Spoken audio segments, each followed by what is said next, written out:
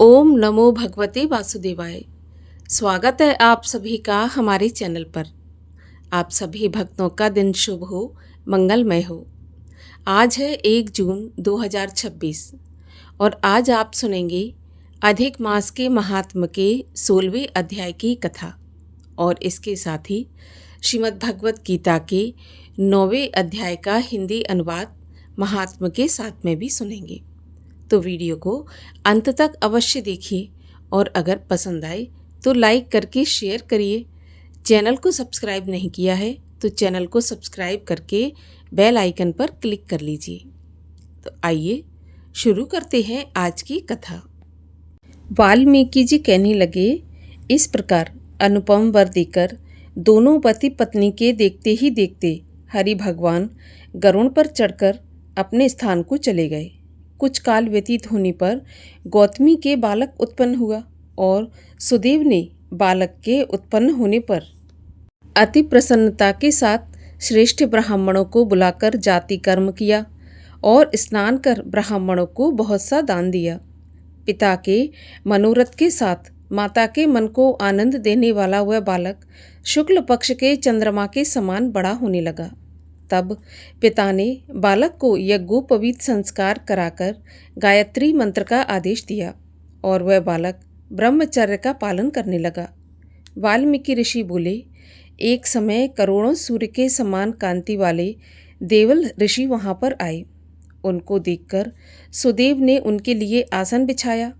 उस आसन पर देवल मुनि बैठकर बोले, हे सुदेव, सब लक्षणों से युक्त ये तुम्हारा पुत्र महाभाग्य का समुद्र है, परंतु इसमें एक ही महादोष है जिसके कारण इसके सभी गुण व्यर्थ हो जाते हैं।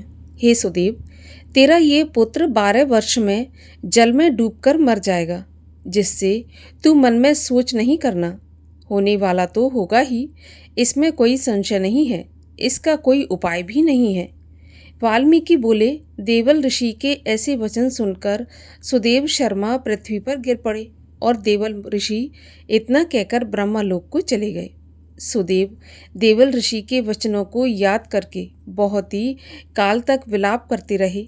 फिर गौतमी बालक को गोदी में ले प्रेम से मुख चूम अपने पति से बोली, हे द्विजराज, होने वाली वस्तु से भय नहीं करना चाहिए। जो होने वाला है वो तो होकर ही रहेगा और जो नहीं होने वाला है वो कभी नहीं होगा। इसीलिए हे नाथ, उठिए और सब शरणागत जीवों के रक्षक निर्वाण पद को देने वाले सनातन हरि भगवान को भजिए। वाल्मीकि ऋषि बोले, इस तरह ब्राह्मण अपनी पत्नी के वचन सुनकर सतोगुण को प्राप्त हुआ और हृदय में हरि भगवान के चरण कमल को धारण कर अपने बालक से उत्पन्न क्लेश को तत्काल त्याग दिया और भगवान में मन लगाकर भगवान का भजन करने लगा।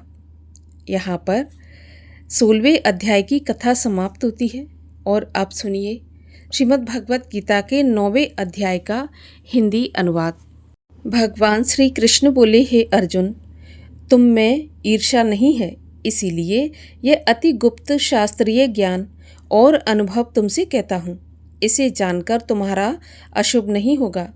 ये ज्ञान सब विद्याओं में श्रेष्ठ तथा सब गोपनीयों में गुप्त एवं परम पवित्र, उत्तम, प्रत्यक्ष फल वाला और धर्मयुक्त है। साधन करने में बड़ा सुगम और नष्ट नहीं होता।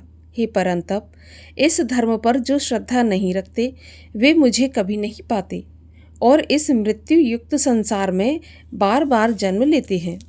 मैं अव्यक्त हूँ और मैंने ही ये सब जगत प्रकट किए हैं। सभी प्राणी मुझ में स्थिर हैं, किंतु मैं उनमें नहीं हूँ। मुझ में सब भूत भी नहीं है। मेरा यह ईश्वरीय कर्म देखो, मेरी ही आत्मा सब भूतों का पालन करती हुई भी नियत नहीं है।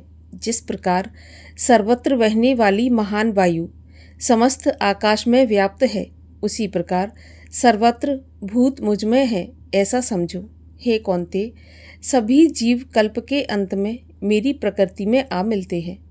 कल्प के प्रारंभ में उनको फिर उत्पन्न करता हूँ।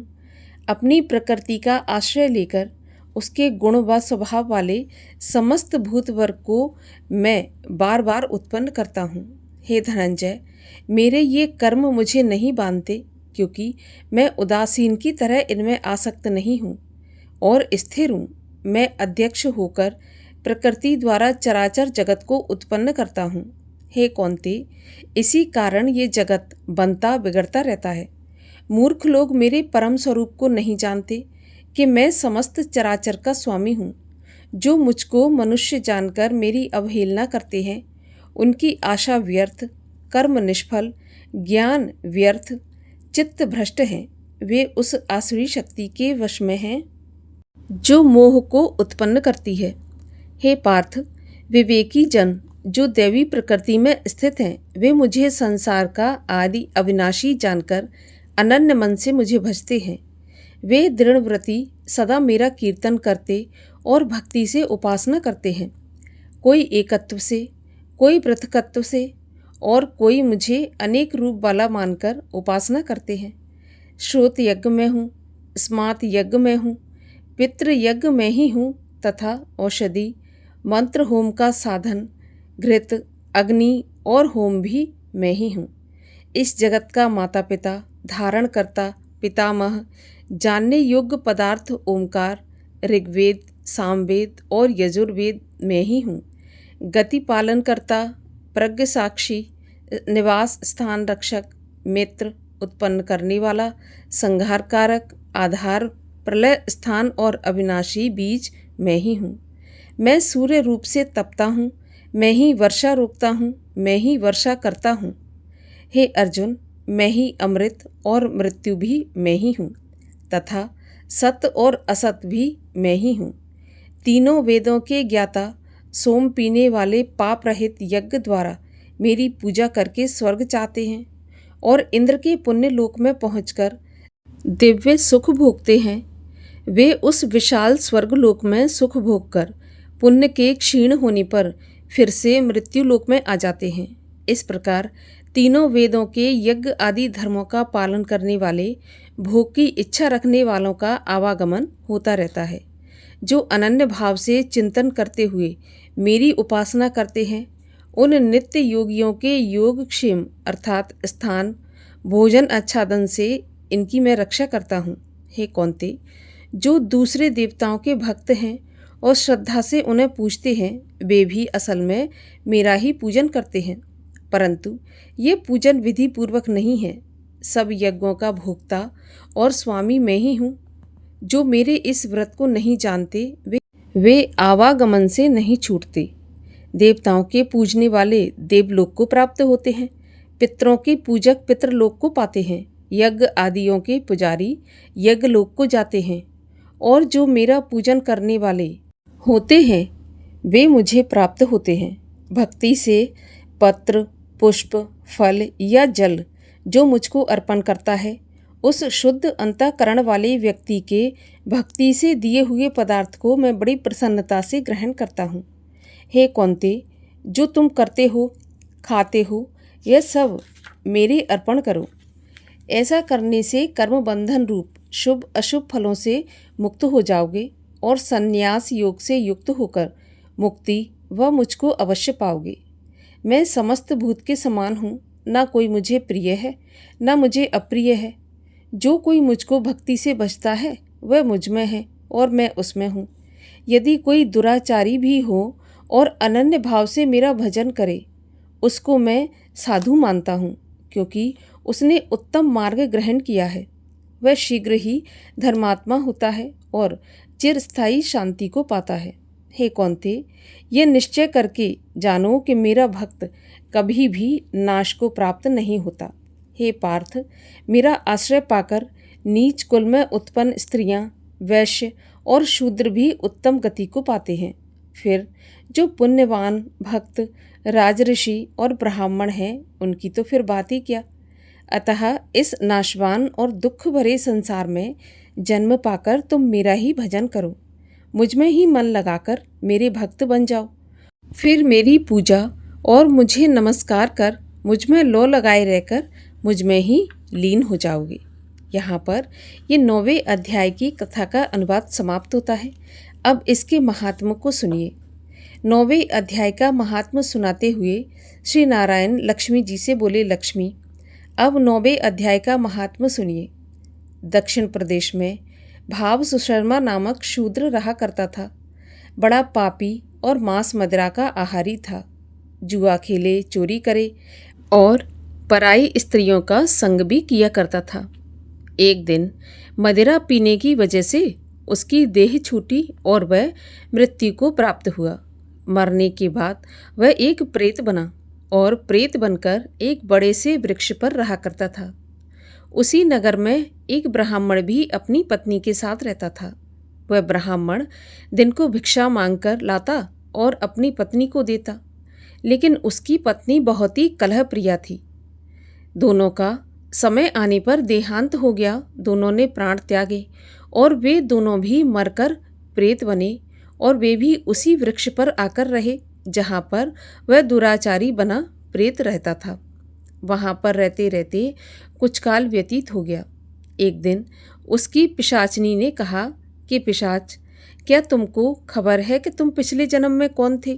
तब वह पिशाच कहने लगा कि हाँ, मुझे तो याद है, मैं पिछले जन्म में एक ब्राह्मण हुआ करता था। तब वह पिशाचनी बोली कि तूने पिछले जन्म में क्या साधना की थी जिससे तुझे इस जन्म में भी पिछले जन्म का याद है? तो वह कहने लगा कि मैंने पिछले जन्म में एक ब्राह्मण से आध्यात्म कर्म सुना था। तब पिशाचनी पूछने लगी कि तूने और कौन सी साधना की थी? वह ब्राह्मण कौन था और वह आध्यात्म कर्म कौन सा है जिसके सुनने से तुझे पिछले जन्म की खबर बनी रही? पिशाच कहने लगा कि मैंने कोई पुण्य नहीं किया, केवल गीता जी के श्लोक सुने हैं। उसका प्रयोजन यह है कि एक समय अर्जुन ने श्री कृष्ण से 3 बातें पूछी थी जो गीता जी के 9वें अध्याय में लिखी हैं। बस उन्हीं के प्रताप से मुझे पिछले जन्म की याद बनी रही। तब वह पिशाचनी कहने लगी कि वह कौन सी 3 बातें हैं, मुझे भी बताओ, मैं भी सुनना चाहती हूँ। और उस पिशाच ने वे 3 बातें उस पिशाचनी को बता दीं, जिनके सुनते ही वह जो तीसरा पिशाच था वह भी वृक्ष से बाहर निकला। कहने लगा, अरे पिशाचनी, ये 3 बातें फिर से कह जो तू अभी सुना रही थी। तब वह बोली कि तू कौन है? मैं तुझे नहीं जानती और यहाँ कैसे आया? मैं तो अपने पति से ये सारी बातें पूछ रही थी। तब वह प्रेत बोला कि मैं भी एक पिशाच हूँ जो इसी वृक्ष पर रहता हूँ। तूने जो गीता के श्लोक अभी सुने वो एक बार फिर से सुना, मैं भी सुनना चाहता हूँ। तब उसने गीता जी के उन श्लोकों का दोबारा से उच्चारण किया, जिनके सुनते और पढ़ते ही वे तीनों प्रेत उस अधम देह को छोड़कर देव देह को पाकर तत्काल स्वर्ग से आए हुए विमान पर चढ़कर वैकुंठ धाम को चले गए। भगवान नारायण कहने लगे, लक्ष्मी, ये 9वें अध्याय का महात्म्य है। जो कोई भी इस 9वें अध्याय का पाठ करता है, सुनता है या पढ़ता है, इसका महात्म्य सुनता है, उसको इस लोक के सभी सुख तो प्राप्त होते ही हैं, अंत में वैकुंठ धाम की प्राप्ति होती है। बोलिए श्री गीता जी की जय, लक्ष्मी नारायण की जय। और अब सुनिए सीता माता के नित्य नेम की कथा, जिसको सुनने से अन्न और धन के भंडार सदा सर्वदा भरे रहते हैं। ये कहानी माता सीता कहती थीं और श्री राम इसे सुना करते थे। एक दिन श्री राम भगवान को किसी काम के लिए बाहर जाना पड़ गया, तो सीता माता कहने लगी कि भगवान, मेरा तो 12 वर्ष का नित्य नियम है, अब आप बाहर जाएंगे तो मैं अपनी कहानी किसे सुनाऊंगी? तब श्री राम बोले कि तुम कुएं की पाल पर जाकर बैठ जाना और वहाँ जो औरतें पानी भरने आएंगी उन्हें अपनी कहानी सुना देना। अब तो माता सीता कुएं की पाल पर जाकर बैठ जाती हैं। तभी वहाँ पर एक स्त्री आई। उसने रेशम जरी की साड़ी पहन रखी थी और सोने का घड़ा ले रखा था। सीता माता उसे देखकर कहती हैं, बहन, मेरा 12 वर्ष का नित्यनेम सुन लो। लेकिन वह स्त्री बोली, मैं तुम्हारा नित्यनेम सुनूंगी तो मुझे घर जाने में देर हो जाएगी और मेरी सास मुझसे लड़ेगी। ऐसा कहकर उसने कहानी नहीं सुनी और घर चली गई। घर जाते ही उसकी रेशम जरी की साड़ी फट गई और सोने का घड़ा मिट्टी के घड़े में बदल गया। जब सास ने देखा तो पूछा कि ये किसका दोष अपने सिर पर लेकर आई है। तो बहू कहने लगी कि माँ जी, कुएं पर एक औरत बैठी थी। उसने कहानी सुनने के लिए कहा, लेकिन मैंने कहानी नहीं सुनी, उसी का ये फल मिला है। बहू की बात सुनकर अगले दिन सास वही साड़ी और घड़ा लेकर कुएं की पाल पर गई। सास को वहाँ पर सीता माता बैठी मिली। तो माता सीता ने कहा कि बहन, मेरी कहानी सुन लीजिए। तो सास बोली, एक बार तो छोड़ो, मैं तो 4 बार कहानी सुन लूँगी। जब माता सीता ने ऐसा सुना तो अपनी कहानी कहना शुरू कर दी। राम आए लक्ष्मण आए, देश के पुजारी आए, नित नेम का नेम लाए, आओ राम बैठो राम, तपी रसोई जियो राम, माखन मिश्री खाओ राम, दूध बताशा पियो राम, सूत के पलका मोठो राम, शाल दुशाला पोठो राम, शाल दुशाला ओढ़ो राम, जब बोलूं तब राम ही राम, राम सवारे सबके काम, खाली घर भंडार भरेंगे, सबका बेड़ा पार करेंगे, श्री राम जय जय राम, श्री राम जय जय राम। सास बोली, बहन, कहानी तो बहुत अच्छी लगी। कहानी सुनकर सास अपने घर चली गई। तभी उसकी साड़ी फिर से रेशम जरी की बन गई, मिट्टी का घड़ा फिर से सोने के घड़े में बदल गया। बहू कहने लगी, सासू माँ, आपने ये सब कैसे किया? तब सास ने कहा, बहू, तू दोष लगाकर आई थी और मैं अब दोष उतार कर आ रही हूँ। तो बहू ने फिर पूछा कि वह कुएं वाली स्त्री कौन है? तब सास बोली, वे सीता माता थीं। वे पुराने से नया कर देती हैं, खाली घर में भंडार भर देती हैं, लक्ष्मी जी का वास घर में करा देती हैं, इंसान की जो भी इच्छा हो उसे पूरा कर देती हैं। बहू बोली कि ऐसी कहानी मुझे भी सुना दो। तो सास कहने लगी, ठीक है, तुम भी कहानी सुन लो। और सास ने कहानी कहनी शुरू कर दी।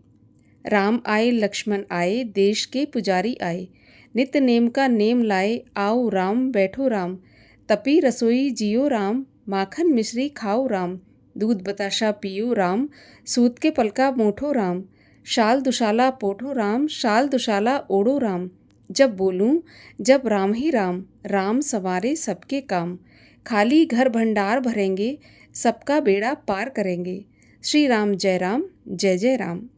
कहानी सुनकर बहू बोली, माँ जी, कहानी तो बहुत अच्छी है। तब सास ने कहा, तो ठीक है, इस कहानी को हम रोज कहा करेंगे। अब तो सास बहू रोज सवेरे उठती, नहाती धोती और पूजा करने के बाद नितनेम की सीता माता की कहानी कहती। एक दिन उनके वहाँ एक पड़ोस की औरत आई और बोली, बहन, जरा सी आँच देना। तो वह बोली कि आँच तो अभी हमने जलाई नहीं। तो पड़ोसन कहने लगी, तो फिर तुम सुबह 4 बजे से उठकर क्या कर रही हो? फिर उन्होंने कहा कि सुबह उठकर हम पूजा करते हैं, फिर सीता माता की नितनेम की कहानी कहते हैं। तब पड़ोसन बोली कि सीता माता की नितनेम की कहानी कौन सी है और इसके कहने से तुम्हें क्या फल मिला? तो वे बोली, इनकी कहानी कहने से घर में भंडार भर जाते हैं, सारे काम सिद्ध होते हैं, मन की इच्छा भी पूरी होती है। पड़ोसन बोली कि बहन, ऐसी कहानी मुझे भी सुना दो। फिर वह बोली कि ठीक है, तुम भी ये कहानी सुन लो। और ऐसा कहकर उसने कहानी कहनी शुरू कर दी। राम आए लक्ष्मण आए, देश के पुजारी आए, नित नेम का नेम लाए, आओ राम बैठो राम। इस प्रकार से सारी कहानी पड़ोसन को सुना दी। सारी कहानी सुनने के बाद पड़ोसन कहने लगी, बहन, कहानी तो मुझे बहुत अच्छी लगी। अब तो वह पड़ोसन भी नितनेम सीता माता की कहानी कहने लगी। कहानी कहने से सीता माता ने पड़ोसन के भी भंडार भर दिए।